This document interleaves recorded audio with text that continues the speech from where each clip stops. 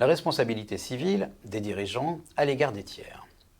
Cette question va être traitée en deux temps. D'abord une présentation générale et ensuite nous évoquerons les contours de la faute détachable des fonctions dont on va souligner toute l'importance. Par tiers, il faut entendre toute victime autre que la société ou ses associés. Il peut s'agir par exemple d'autres entreprises, de clients, de fournisseurs, de partenaires, mais aussi plus largement de toute personne, même sans aucun lien a priori avec la société, et qui va subir un préjudice en raison de la faute commise par un dirigeant. En pratique, les tiers lésés par la faute d'un dirigeant n'ont nullement intérêt à agir directement contre les dirigeants, mais plutôt contre la société, qui est généralement bien plus solvable. Bien plus solvable, du moins si elle est in bonis.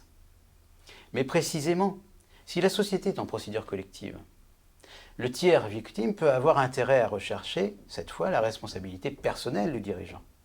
Et dans ce cas, le dirigeant risque d'être condamné à payer des dommages-intérêts sur tout son patrimoine personnel, et non pas seulement à hauteur de ses apports éventuels dans la société. Car en effet, la responsabilité limitée ne joue pas dans ce cas de figure. C'est alors la responsabilité personnelle du dirigeant qui est recherchée et non pas celle de la société. Ceci précisé, examinons maintenant dans quelles conditions les dirigeants de société peuvent engager leur responsabilité à l'égard des tiers. Par principe, les dirigeants de société sont, à l'égard des tiers, assez souvent irresponsables. En effet, aussi curieux que cela puisse paraître de prime abord, leur régime de responsabilité est assez protecteur et se rapproche, pour ainsi dire, de celui des fonctionnaires. Et pour bien le comprendre, il faut s'intéresser à la notion de faute détachable des fonctions. Jusque dans les années 90, les tribunaux admettaient la responsabilité personnelle des dirigeants pour toute faute, sans autre précision. Puis, à partir de 1998, la jurisprudence de la Cour de cassation a considéré que la responsabilité personnelle des dirigeants n'était admissible qu'en cas de faute détachable des fonctions. Cette notion de faute détachable des fonctions vient du droit administratif. Les agents publics ne sont pas responsables en cas de faute de service, ils ne sont responsables qu'en cas de faute détachable de leurs fonctions. C'est en quelque sorte l'idée qu'ils sont couverts par leur administration, sauf lorsque la faute commise les implique personnellement, c'est-à-dire lorsqu'elle est séparable de leur fonction, détachable de celle-ci. Et curieusement, c'est la même logique qui a été retenue pour les dirigeants. Donc, par principe, les fautes commises par les dirigeants sont assumées par la société. Et par principe, les tiers ne sont pas autorisés à agir directement contre les dirigeants. Mais par exception, les tiers peuvent agir en responsabilité directement contre le dirigeant fautif, à condition de démontrer justement qu'il a commis une faute détachable de ses fonctions. Justement, quels sont les contours de cette faute détachable des fonctions? La jurisprudence se montre assez protectrice des dirigeants, on l'a souligné. La Cour de cassation a posé des critères stricts en ce sens dans un important arrêt Saty du 20 mai 2003. Et pour bien comprendre cet arrêt, il faut juste dire un mot des faits de l'espèce. Il s'agissait d'une dirigeante de société qui avait cédé à un fournisseur pour le paiement d'une livraison qu'avait fait ce fournisseur. Elle avait cédé donc 2 créances qu'elle avait auparavant déjà cédées à une banque. Le fournisseur n'a donc pas pu être payé puisque les 2 créances avaient et déjà été payées, elles, à la banque. Il a donc recherché la responsabilité personnelle de la dirigeante. Et la Cour de cassation a affirmé que la responsabilité personnelle d'un dirigeant à l'égard des tiers ne peut être retenue que s'il a commis une faute séparable de ses fonctions. Et qu'il en est ainsi lorsque le dirigeant commet intentionnellement une faute d'une particulière gravité incompatible avec l'exercice normal des fonctions sociales. On le voit, la faute détachable des fonctions suppose 2 éléments. Une faute intentionnelle, d'une part, le dirigeant doit avoir eu conscience de causer un dommage à autrui.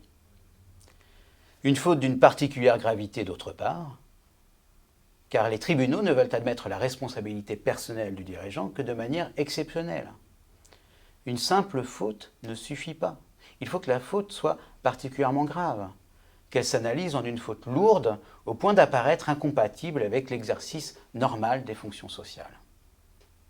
Toute faute qui répond à ces deux critères peut engager la responsabilité personnelle du dirigeant. D'une manière générale, toute infraction pénale, intentionnelle, quelle qu'elle soit, constitue une faute détachable des fonctions. La morale, bien sûr, rejoint ici le droit, car enfreindre la loi pénale, délibérément, ne peut jamais relever des fonctions managériales. Donc en résumé, la responsabilité des dirigeants à l'égard des tiers est strictement conditionnée à la démonstration de l'existence d'une faute détachable des fonctions. Mais attention, les dirigeants peuvent voir leur responsabilité personnelle engagée par d'autres voies. On doit en effet évoquer 3 hypothèses dans lesquelles les tribunaux n'exigent pas la preuve d'une faute détachable des fonctions. D'abord, la responsabilité civile personnelle des dirigeants peut être retenue, même sans caractériser cette fameuse faute détachable des fonctions, si le tiers victime a exercé son action civile devant les tribunaux répressifs, c'est-à-dire devant le juge pénal. Alors bien sûr, pour cela, il faut que la faute qui a été commise par le dirigeant constitue aussi une infraction pénale. Et on sait que dans ce cas, la victime a une option. Elle est libre de choisir de demander réparation de son préjudice, soit devant le juge pénal, soit devant le juge civil. Et bien franchement, elle a tout à fait intérêt à choisir le juge pénal, car celui-ci a la particularité de retenir la responsabilité civile du dirigeant sans exiger une faute détachable des fonctions.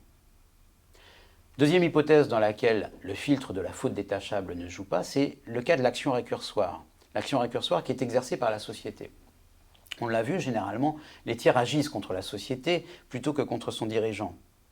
Mais cette société, une fois qu'elle a été condamnée à indemniser le tiers, cette société est tout à fait en droit de se retourner contre son dirigeant pour se faire rembourser des sommes qu'elle a elle-même versées.